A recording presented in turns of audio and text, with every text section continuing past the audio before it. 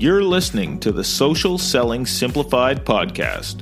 Stick around if you too are obsessed with learning things that actually work and believe that success leaves clues.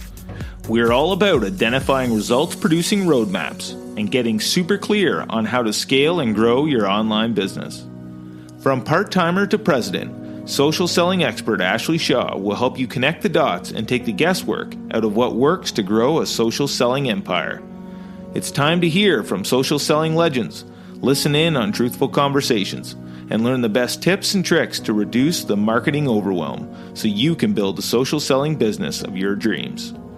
If you're ready to go all in, no holding back, and build the business you've always wanted, you're in the right place. Here's your host, educator, social selling guru, and fitness industry OG, Ashley Shaw. Welcome to Social Selling Simplified. I'm your host, Ashley Shaw. And in today's episode, I'm going to be linking in together mindset and money and what you actually need to do to protect your energy so that you have enough creative space to actually not only manifest, but create the life that you actually want.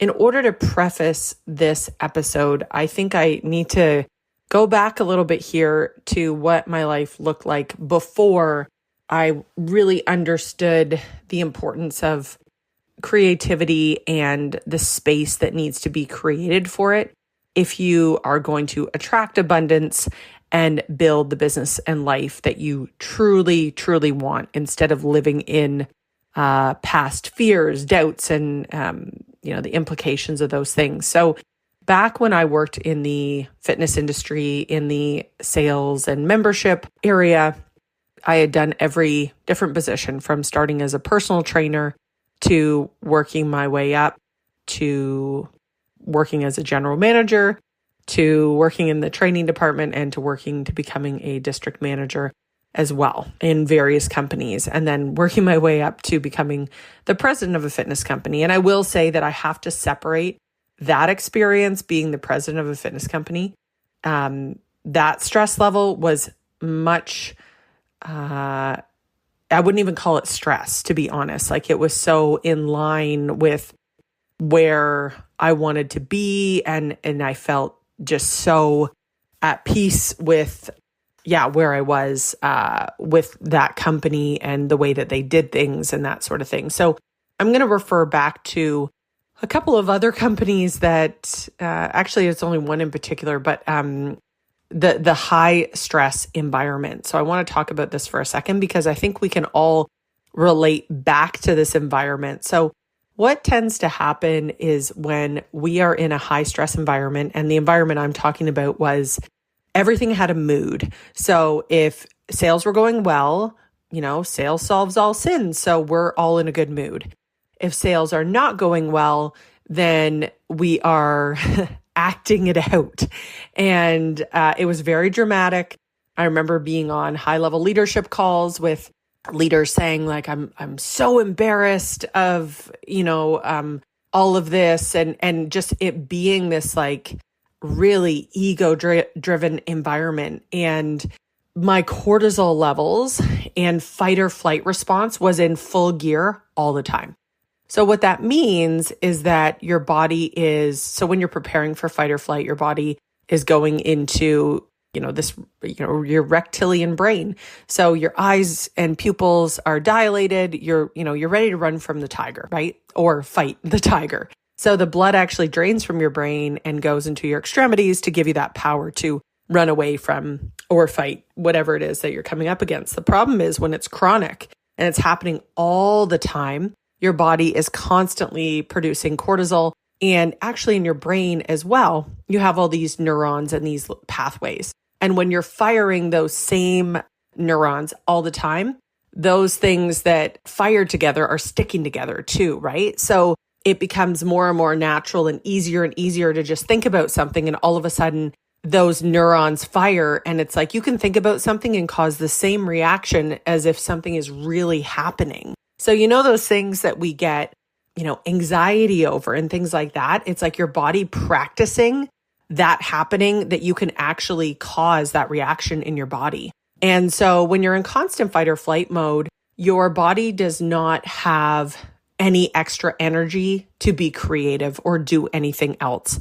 And we tend to turn to other things that help us release the feeling of, like being in that stress mode, which would involve, depending on your, call it drug of choice, alcohol or food or exercise, anything that changes your state. Some things are going to be obviously better for you than others, and other things are going to produce more cortisol, right? When you are using those to try to help your body like relax a bit, right? Like I think we've all probably woken up after having a bit too much to drink and just feeling like the hangovers used to be really real, back in the college and university days. And like it just, you're trying to like relax your body and then putting your body through all these extra things to try to escape that state. And it's this constant vicious cycle. At least that's how I felt in my corporate days in terms of how I was dealing with things. Then on top of it, I was over consuming caffeine. It was like the culture to be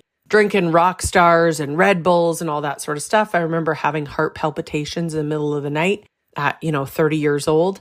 And it was just it felt aggressive. And, that's all to do with that fight or flight response and that cortisol level, and really not saving my best energy for the people I loved, right? I was intense all the time. And sometimes we repeat what we see. So it was not a healthy headspace to be in, especially when you need to make decisions around a business. And also all of the things that make life worth it lie in that space of creativity. And so if I talk about some of the things that I've learned since then and some of the things that have made the biggest difference in my life, it's really changing the pathways of those neurons. Because if you just think of it like let's say a pinball machine, that bouncing ball has the same path every time. Like you start to think about something, you wake up in the morning, you instantly open your laptop, like your body is just this pinball machine that is going through the motions, and it's the exact same pathway every single time. Something that even when I started my own business and got into, my own flow of things, started working with people, hiring people, I could get back into that state or fight or flight really easily because my brain knew those pathways and the way to fire those things. So that was what I started to realize. I wanted to not be repeating those things because it feels much better to be in a state of creativity. You can problem solve, the blood stays in your brain, and you're able to actually come up with, real solutions, because the quality of our life is really determined by the emotions that we feel. Hey, coach, I finally have something that I've been dreaming of providing for you. I know that you definitely didn't start this business because you really felt like pestering your friends and family and getting ghosted by everyone. Chasing people down or having to follow up with them is definitely hard work, and it can feel so awkward and uncomfortable for everyone involved. But your upline probably told you that this is what successful people do, and they didn't mention to you that unless you're this superstar salesperson right off the bat, you're going to struggle forever if you keep doing it that old school way. 99% of coaches quit because they suddenly declare themselves this expert online and then go back and ask everyone who knew them to just start buying from them when they just started working out last week. And this problem applies to all network marketers, not just coaches. But the 1% that actually succeed have made it because they've caught on to a different system that's been proven to work. And it's just something that nobody really talks about. It's all about taking some simple steps to position yourself as an influencer first. So soon, instead of asking people to talk to you, you'll attract ideal customers who are already excited to learn from you and buy from you. They'll know exactly what you're about and how you can help them. Go to ashleyshaw.ca/FYourUpline to learn more and see exactly what I'm talking about. You don't have to hunt people down and make them talk to you in order to get your bills paid for the rest of your life. Check out my short book called F What Your Upline Said and get an entirely different approach that will feel much more organic and authentic. That's ashleyshaw.ca/FYourUpline. I'm so excited for you to start implementing these 4 simple changes in your business and see how it absolutely transforms how you feel about your business and the results that you're able to get.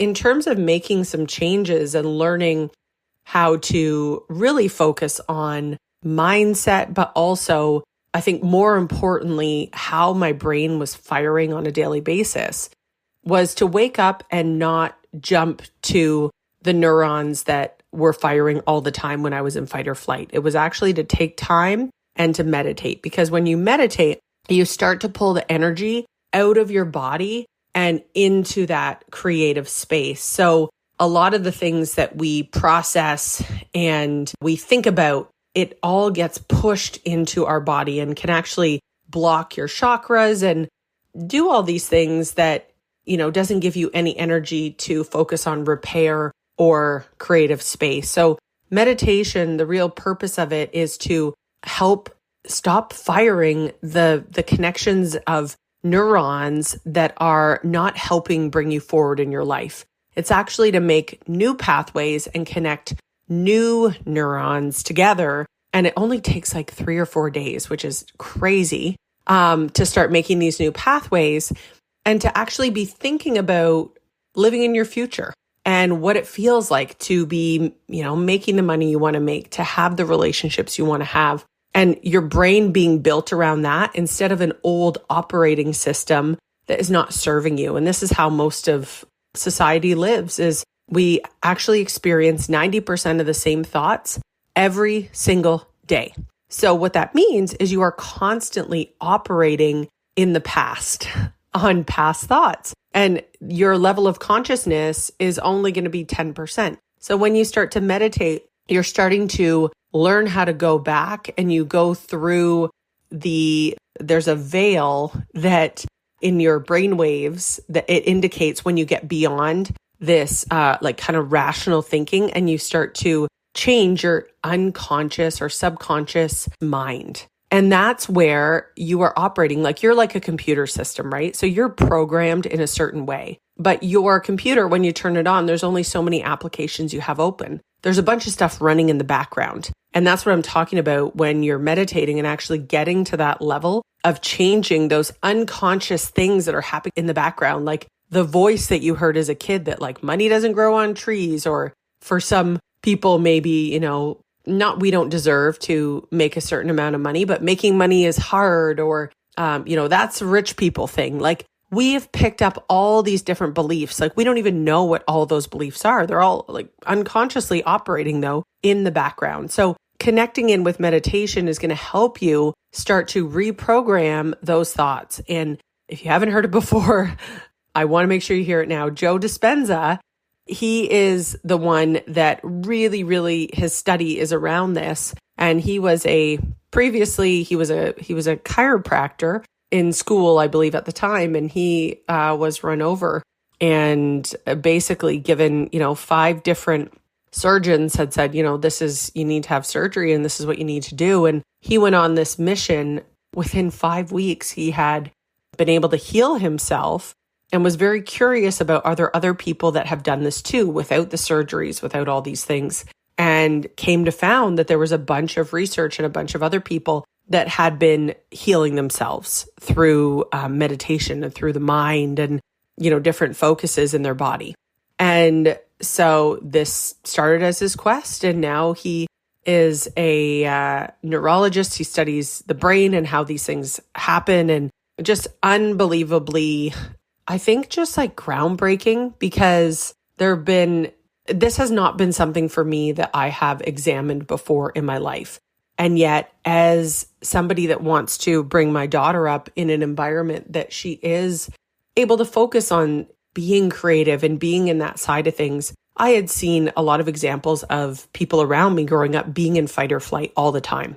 So to actually uncover something that explained why that, doesn't make you feel very good, and this is the way to actually reroute that, has been really, really life-changing. So the difference is when you start to lean into meditation, and even when you start to become aware of your own thoughts, what starts to happen is you start to rewire those neurons. it's pretty amazing even to just be aware. And that is a part of unpacking this and changing your life and how you feel, because it really is true that how we feel, like the quality of our life, is determined by our emotions.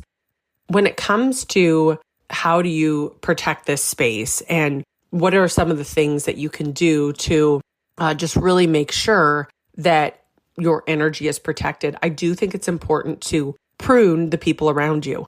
I didn't really notice this before, and it was probably because I was just unaware of it. But there were certain people I was letting into our house that, everything from babysitters to cleaners to, financial advisors, things like that, that were very focused on problems. And, they come into your house and you think you're just having small talk. And yet first thing that they do in the first 5 minutes of talking with you is, tell you all the crap that's going on in their life. And although we want to be, open to conversing with people, that leaves an energy imprint, in your environment. That is not an energy that you want to have to fight and take on and then try to clear, because you definitely feel different when you are around those people. And that cortisol release can be addicting. It is addicting. So you kind of get wanting to hear the bad stuff and the bad stories because it fires that cortisol out. Being really mindful of who you allow in your house. I have actually had to have conversations with certain people that, were technically around to help with certain things, but that energy, like I can't give them a straw and say, yeah, suck the life out of me here. Like, tell me about all your problems. And unless you're aware of it, unless you can take time to step back and observe that, you're probably not noticing it. And just even being aware of it and then being able to process it will make such a difference in your ability to dream of the abundance and live in that world now where you feel those emotions now of whatever it is you want to achieve. Like, how do you feel that good right now? That is essentially how you start to manifest and bring energy to you of those things that you actually want. So I know today's episode was super deep. This topic has been on my mind a lot lately, and I think there's so much more to learn, so much more to come. But if you loved all of this, make sure that you definitely check out Dr. Joe Dispenza, his meditations. He even has a series called Rewired, which I would recommend to anyone to watch. It's so very good. So thank you guys so much for listening, and we'll see you next time on Social Selling Simplified. Thanks for taking the time to level up today. If you're ready to commit to personal and professional growth, move forward, make money, and grow your health and fitness business, head to my free community on Facebook, Business Bootcamp for Fitness Coaches, so I can support you every step along the way. Thank you so much for tuning in today, and we'll see you right back here next week on Social Selling Simplified.